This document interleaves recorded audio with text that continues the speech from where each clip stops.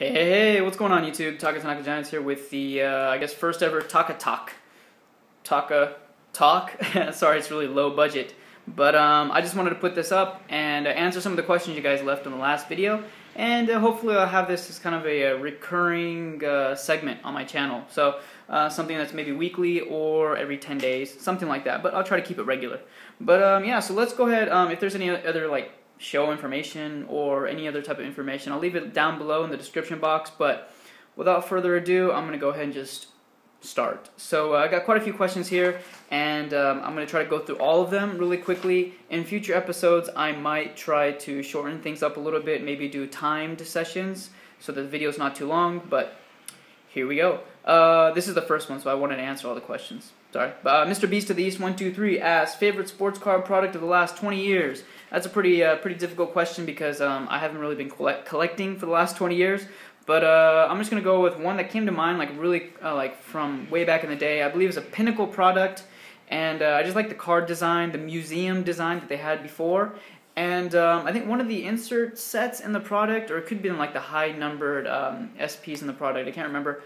But it showed some of the hot athletes at the time, some of the really the good players, doing things that weren't baseball related. I remember there was a card of Randy Johnson playing the drums, a card of Tony Gwynn fishing, and somebody else doing motocross. And I just thought that was so cool to see some of my favorite athletes doing something other than playing baseball. So, you know, if I have 5 or 6 Randy Johnson cards, I can always look at the one where he's playing the drums and going, that's pretty cool, that's a pretty neat card. So there's that product. If I can remember what that is, if I can pull up like a check out my cards link or something, I'll leave it down below in the description box. But modern, I guess the product that I like now would have to be 2012 Tribute, mainly for the autographs. I do like the horizontal design on the cards, and the players get a chance to sign a big, bold autographs. Sticker autographs versus on-card autographs. The argument there, it doesn't really bother me too much. The issue that I have is just with the space. When they have to sign in this amount of space, I mean, you get really bad signatures, really cramped, kind of, I don't know, squished, crunched up signatures. So they don't look very good, but when you have tribute autographs, just big, bold, nice, full-bodied, I love it. So that's favorite sports card product the last 20 years. That took a long time. Okay, sorry. Next, Pinoy Mamba, asked, favorite player of all time? I have to go with Tony Gwynn, San Diego Padres fan here. I grew up watching him, and I love that he stayed with one team his entire career. So, favorite player, Tony Gwynn. Best Japanese player of all time. This is coming in from JMac, Italian 101, I believe. Best Japanese player of all time would probably have to be Sadaharu Oh. And he's the one with the 868 career home runs, the most home runs in world history in terms of professional baseball. And on top of that, he also led the WBC team to a championship victory. So very cool. I actually got to see him coach that WBC team out in Anaheim. I had the opportunity to go to that game, and I had signs with my Japanese buddies. We all had signs that said like Sadaharu Oh. So that was pretty cool. That's a memory that I'll cherish forever. But yeah, best Japanese player. Next, by Vampire Backcard, he asks, if I can have any food from the States that's not available here or maybe not as good in Japan, what would it be? Gosh, you know what? Ribeye steak. Nice porterhouse. Steak would be really nice. It's really hard for me to get steak here in Japan. They have really thin cut steak, or it's really expensive, or there's a lot of fat in it. And you know, like Kobe beef, something like that. It's a different type of steak here altogether, and it's very delicious. It's very good here, but I prefer thick meat. You gotta quote me on that. But anyways, yeah. So that's a food that I miss. Next, by MVP76221, he asked, best thing about Japan that you like more than America? It'd have to be the people, or at least maybe the service that you get here in restaurants. It's just people here are a lot more courteous, a lot nicer, and I just don't like the kind of the standoffish attitude that you get, or just the I don't know, insincerity, I guess, that you get in the States sometimes. So I don't know if that really makes any sense. It's kind of hard for me to describe here on video. It's something you have to really experience for yourself. But best thing about Japan is the people. I like the people. Next, 5152 asks, snacks that I miss from the States. For the most part, I can get a lot of snacks, the U.S. snacks here in Japan. Not a lot of like the newer stuff because I don't know what the newer stuff is, but there are enough import shops here where I can pick up things like popcorn or Doritos or whatever. But I do really miss a good set of chips and salsa, or like a nice dip, something like that. Going to a nice Mexican restaurant and getting those like fresh made tortilla chips with homemade salsa, that's just that's golden. That's golden right there. That's something I can't get over here, so that's something I do definitely miss. Alex GMC asks, other hobbies besides sports cards, or another hobby besides sports cards. And for me, it's photography. I really like taking photos. That's a big passion of mine. And so I have two Nikons, DSLRs, and a few lenses as well. So that's something I like to do in my spare time as well. I really enjoy that a lot. I enjoy photography. I like taking pictures, and yeah, good times there. It also takes up quite a bit of money. But Royals fan 835 asked, most unique card of my collection, what makes it different? I'm gonna go with the the Japanese cards, but the most unique Japanese card I guess in my collection is the Darvish rookie I have from BBM, I think 2005, and it's the purple version, I believe. And what makes it really unique is that it's not a card that can be found in packs. It was a card that was only available in the Baseball Weekly magazine. And it was actually released, I think, in 2004 or the beginning of 2005. Before the 2005 BBM product was released, it was kind of a sample promotional card that was released only in that magazine. And like I said, it was like a weekly magazine, or maybe every twice a week or something like, or sorry, twice a month it came out. And so in that one issue only, it came out with that particular Darvish promotional card, and I was fortunate enough to find that over here in Japan. I've never seen them anywhere else on eBay or in that anywhere else over here. And what's really awesome about it is that it's in its original packaging, and it still is attached to the original paper or the original flyer that was included within the magazine. So that's pretty cool. That's something I'm going to hold on to for probably forever, because that's such a unique card. But that's what makes it different, because you can't pull it from a pack. So that's pretty cool there. Next, from Red Sox King, he asks, how do you feel about A-Rod? A-Royd, A-Rod, whatever you want to call him. Basically, you know what? Karma's a bitch. Basically, karma's a bitch, and look at him now. You know, he's struggling. So when you get off the steroids, what happens? Your production goes down. You get injured, maybe. I mean, you can say all the bad things that are happening to him now. All the falling out that he's having. It's karma gods, baseball gods are striking down with some vicious karma. So that's how I feel about A-Rod. He doesn't play for a team that I root for anyways, and I never really did root for him anyways. So sucks to be him. But next, I want to dunk 1414 asks, favorite ballpark food. It has to be nachos. I'm on this chips and cheese run right now, but it had to be nachos.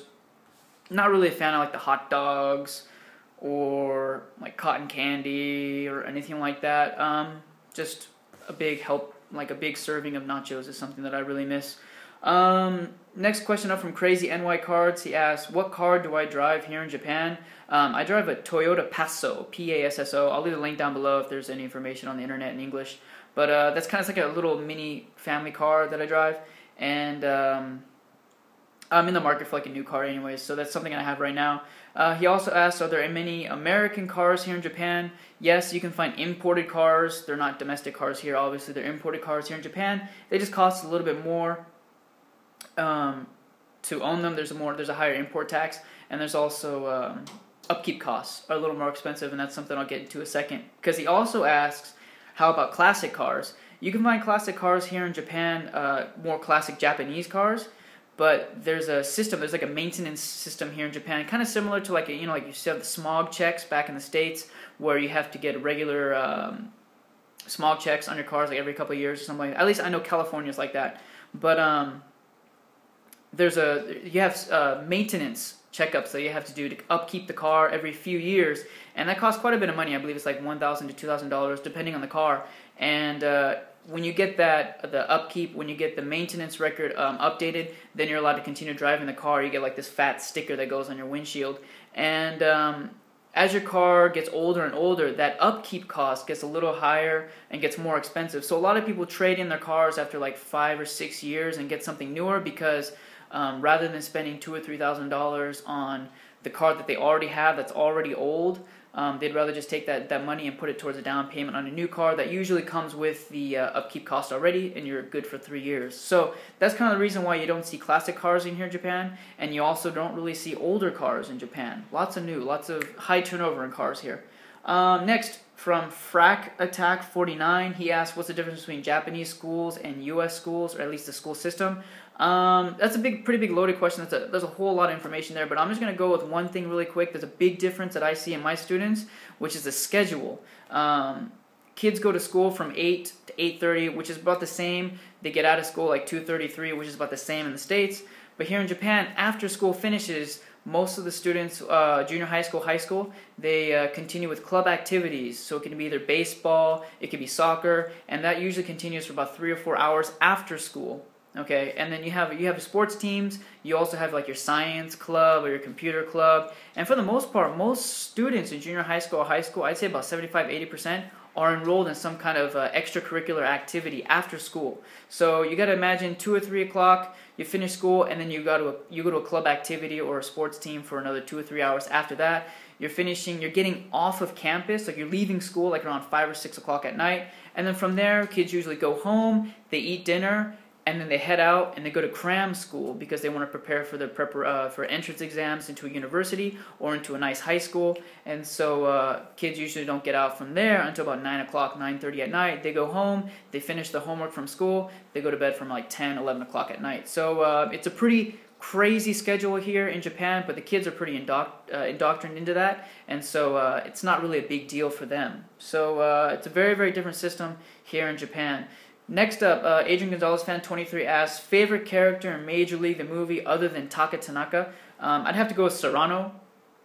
The reason why is because I can watch that movie now and kind of laugh because he's selling Allstate insurance, which is something I used to sell before I came to Japan. So pretty cool. I do like seeing him kind of, his voice is just really such a strong voice, such a catching voice. So I do like Serrano, and I do like his character in the movie. I think it's pretty cool, and I do like the cultural, I guess, the conflicts that the two of them have inside America, which is in itself a lot of culture shock, cultural differences. So pretty interesting movie if you look at it from that aspect. Next, TTM Collector 21 asks, favorite J-Fractor in my collection. If I'm going with the autos, I have to go with the Dylan Bundy because that's just a stupid, ridiculous car. That's just nasty. And then, but if it's not the auto, if it's the one numbered at a 25, then I might have to go with the Oscar Tavares because that just has like the most potential out of the cars in my collection. But I am getting one later on in the week, which might be as equally nice, a newer one. So that's something to look out for. And then also the last question. Sorry guys, I know the video is really, really long. I'm looking at the timer right now. It's like 13 minutes. I apologize. Like I said, I'm going to try to keep it shorter from this time forward. But MPB7771 asks, Japanese neighborhoods versus U.S. neighborhoods. What's the difference? Biggest difference for me that I think would have to be the people in the community, people in the neighborhood, being so friendly with one another, always looking out for one another. When I take out the garbage in the morning, I'm always saying hello to people or good morning to people. When I come home at night, I say good evening to people or good afternoon to people. It's just part of the greeting system here they have in Japan. People are just so... It's just something, it's part of the culture, it's part of the language, it's part of the culture, like I said, and it's something that I really do enjoy, just kind of the neighborhood connection that you have with people. And maybe you don't find it so much maybe in the bigger metropolitan areas like Tokyo. I used to live in Tokyo, and it wasn't quite the same as it is here down in Kyoto, which is a little more local. I wouldn't say local or countryside or anything like that, but it is the people in my neighborhood, at least, they've been here for many, many, many years. My wife's family, for example, this is pretty crazy, but the area that they're living in, she is like 25th generation in the area. So very, very long history there. If you consider 25 generations, one generation being 20 or 30 years, you're looking at 500 and 750 years that her family has lived in this area. So pretty freaking ridiculous right there. So yeah, kind of the strong neighborhood connection. You can find really more here in Japan, whereas in the States you find a lot of people moving away because of work, changing jobs, whatever. You don't really find that here in Japan too much, at least in my area. But yeah, so those are the questions, guys. Good God, I've been talking for 15 minutes. I am beat. If you guys would like to leave a question down below, or if you guys have any comments, or if you guys liked what you heard, liked what you saw, give me a old thumbs up, I'd appreciate it, or just leave some constructive criticism down below. And yeah, that's probably the longest pause I've taken in this video yet. So yeah, thanks for all the comments, guys. I do appreciate everything, and looking forward to coming back with another one of these Taka Talks in a much shorter span. But yeah, looking forward to, I'm just rambling right now, but looking forward to doing this once again. So yeah, if you have a comment or a question, leave it down below. Talk to you later, guys. Peace. Bye-bye.